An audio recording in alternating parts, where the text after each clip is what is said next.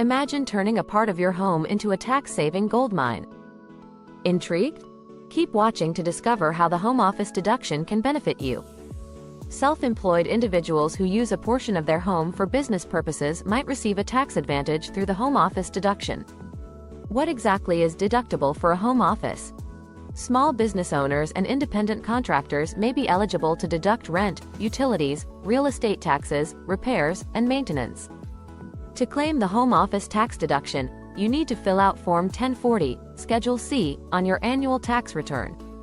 Whether you rent or own your home, you can deduct the appropriate amount for any kind of residence, including houseboats, apartments, condos, or single-family homes. However, this deduction is not applicable to hotels or other short-term accommodations. To qualify, your usage of the space for business purposes must be regular and exclusive. For instance, a spare bedroom used as both a playroom and office won't qualify. There are exceptions. If you run a licensed daycare or use the space to store inventory or sample products, you may still qualify.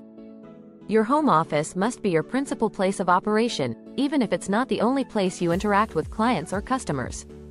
This means you use the area exclusively and frequently for tasks like scheduling appointments, charging clients, and maintaining records.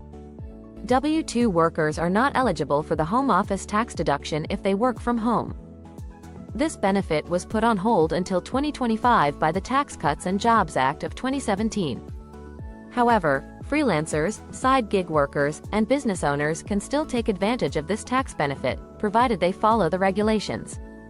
There are two methods to calculate the value of your home office deduction: the simplified approach and the actual expenses method. The simplified approach multiplies your space's square footage by a set fee, up to 300 square feet at $5 per square foot. The actual expenses method compares the actual costs to your total living expenses, including mortgage interest, taxes, insurance, utilities, and repairs.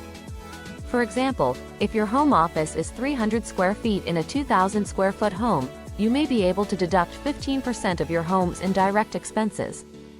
With the actual expenses method, you can fully deduct direct expenses like painting or repairs done only at the home office. Depending on which method results in a larger tax deduction, you should decide whether to deduct real expenses or use the simplified deduction. Keep thorough records of all business expenses you anticipate deducting, including receipts for equipment purchases, power bills, and repairs. If you use the actual expenses method, it may affect your ability to deduct capital gains tax on property sales.